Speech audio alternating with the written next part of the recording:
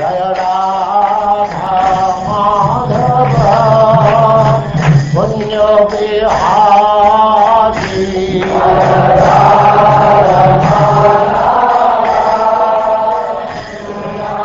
And now Chapter 4, the 4 categories of universal annihilation.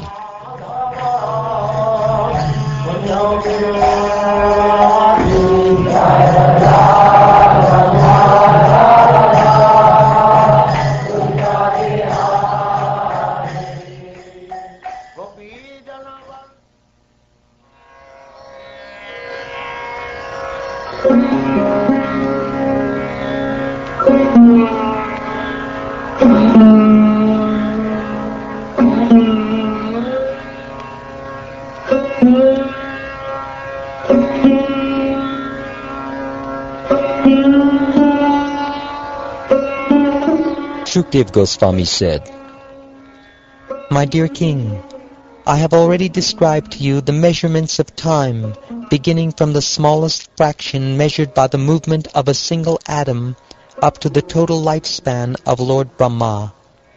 I have also discussed the measurement of the different millennia of universal history.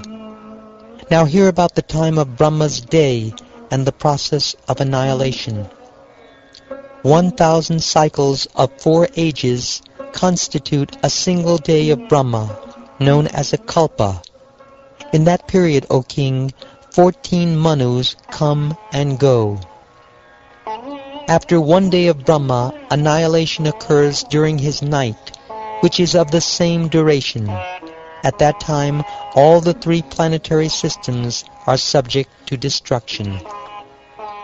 This is called the Naimatika, or occasional annihilation, during which the original creator, Lord Narayan, lies down upon the bed of Ananta Shesha and absorbs the entire universe within himself while Lord Brahma sleeps. When the 2 halves of the lifetime of Lord Brahma, the most elevated created being, are complete, the 7 basic elements of creation are annihilated. O king, upon the annihilation of the material elements, the universal egg, comprising the elemental amalgamation of creation, is confronted with destruction. As annihilation approaches, O king, there will be no rain upon the earth for 100 years. Drought will lead to famine, and the starving populace will literally consume one another. The inhabitants of the earth, bewildered by the force of time, will gradually be destroyed. The sun, in its annihilating form, will drink up with its terrible rays all the water of the ocean, of living bodies, and of the earth itself. But the devastating sun will not give any rain in return. Next, the great fire of annihilation will flare up from the mouth of Lord Sankarshan. Carried by the mighty force of the wind, this fire will burn throughout the universe, scorching the lifeless cosmic shell. Burned from all sides, from above by the blazing sun, and from below by the fire of Lord Sankarshan, the universal sphere will glow like a burning ball of cow dung. A great and terrible wind of destruction will begin to blow for more than 100 years, and the sky, covered with dust, will turn gray. After that, O king, groups of multicolored clouds will gather, roaring terribly with thunder, and will pour down floods of rain for 100 years. At that time, the shell of the universe will fill up with water, forming a single cosmic ocean. As the entire universe is flooded, the water will rob the earth of its unique quality of fragrance, and the element earth, deprived of its distinguishing quality, will be dissolved. The element fire then seizes the taste from the element water, which, deprived of its unique quality, taste merges into fire. Air seizes the form inherent in fire, and then fire, deprived of form, merges into air. The element ether seizes the quality of air, namely touch, and that air enters into ether. Then, O king, false ego in ignorance seizes sound, the quality of ether, after which ether merges into false ego. False ego in the mode of passion takes hold of the senses, and false ego in the mode of goodness absorbs the demigods. Then the total Mahatattva seizes false ego along with its various functions, and that Mahat is seized by the three basic modes of nature, goodness, passion, and ignorance. My dear King Parikshit, these modes are further overtaken by the original unmanifest form of nature, impelled by time. That unmanifest nature is not subject to the 6 kinds of transformation caused by the influence of time. Rather, it has no beginning and no end. It is the unmanifest, eternal, and infallible cause of creation.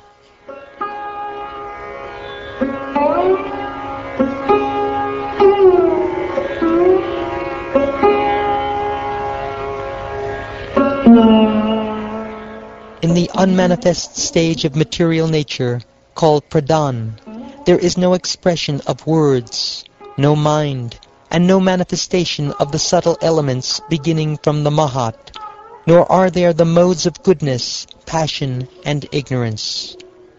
There is no life air or intelligence, nor any senses or demigods. There is no definite arrangement of planetary systems, nor are there present the different stages of consciousness, sleep, wakefulness, and deep sleep. There is no ether, water, earth, air, fire, or sun. The situation is just like that of complete sleep, or of voidness. Indeed, it is indescribable.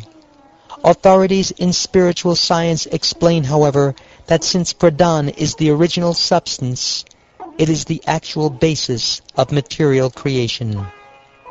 This is the annihilation called prakritika, during which the energies belonging to the Supreme Person and His unmanifest material nature, disassembled by the force of time, are deprived of their potencies and merged together totally. It is the Absolute Truth alone who manifests in the forms of intelligence, the senses, and the objects of sense perception, and who is their ultimate basis. Whatever has a beginning and an end is insubstantial because of being an object perceived by limited senses, and because of being non-different from its own cause. A lamp, the eye that views by the light of that lamp, and the visible form that is viewed are all basically non-different from the element fire. In the same way, intelligence, the senses, and sense perceptions have no existence separate from the Supreme Reality, although that Absolute Truth remains totally distinct from them. The 3 states of intelligence are called waking consciousness, sleep, and deep sleep. But, my dear King, the variegated experiences created for the pure living entity by these different states are nothing more than illusion. Just as clouds in the sky come into being and are then dispersed by the amalgamation and dissolution of their constituent elements, this material universe is created and destroyed within the Absolute Truth by the amalgamation and dissolution of its elemental constituent parts. My dear King, it is stated in the Vedanta Sutra that the ingredient cause that constitutes any manifested product in this universe can be perceived as a separate reality, just as the threads that make up a cloth can be perceived separately from their product. Anything experienced in terms of general cause and specific effect must be an illusion, because such causes and effects exist only relative to each other. Indeed, whatever has a beginning and an end is unreal. Although perceived, the transformation of even a single atom of material nature has no ultimate definition without reference to the Supreme Soul. To be accepted as factually existing, something must possess the same quality as pure spirit, eternal, unchanging existence. There is no material duality in the absolute truth. The duality perceived by an ignorant person is like the difference between the sky contained in an empty pot and the sky outside the pot, or the difference between the reflection of the sun in water and the sun itself in the sky, or the difference between the vital air within one living body and that within another body.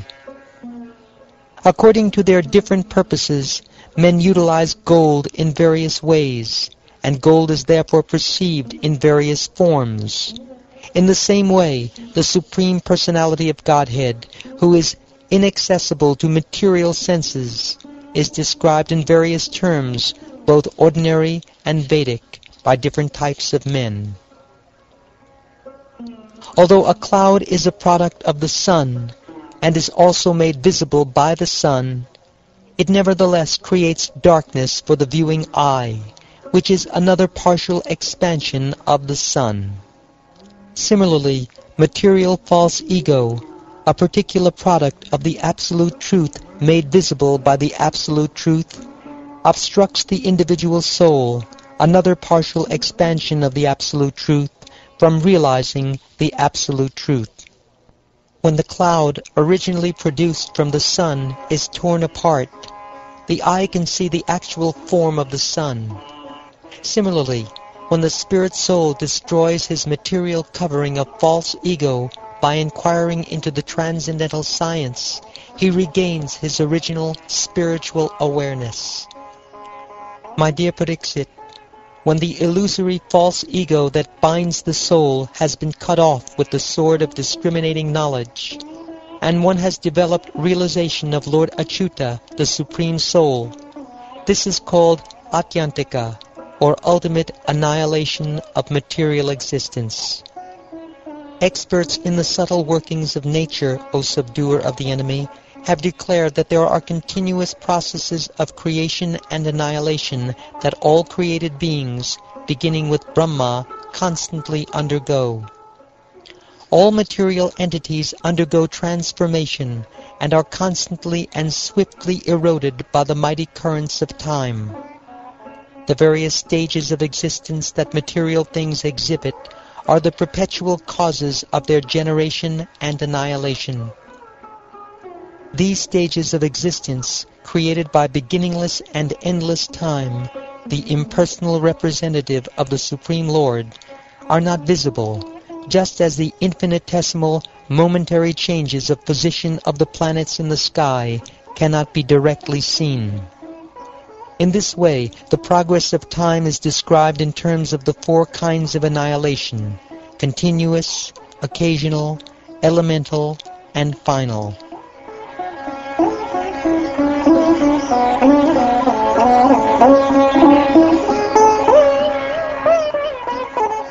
O best of the Kurus, I have related to you these narrations of the pastimes of Lord Narayan, the creator of this world and the ultimate reservoir of all existence, presenting them to you only in brief summary.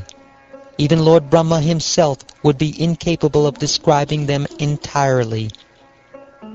For a person who is suffering in the fire of countless miseries, and who desires to cross the insurmountable ocean of material existence, there is no suitable boat except that of cultivating devotion to the transcendental taste for the narrations of the Supreme Personality of Godhead's pastimes. Long ago, this essential anthology of all the Puranas was spoken by the infallible Lord Naranarayan Rishi to Narad, who then repeated it to Krishna Dvaipayana Vedavyas. My dear Maharaj Pariksit, that great personality, Srila Vyasadeva, taught me this same scripture, Srimad Bhagavatam, which is equal in stature to the four Vedas. O best of the Kurus, the same Sutta Goswami who is sitting before us will speak this Bhagavatam to the sages assembled in the great sacrifice at Naimisharanya. This he will do when questioned by the members of the assembly headed by Shonaka.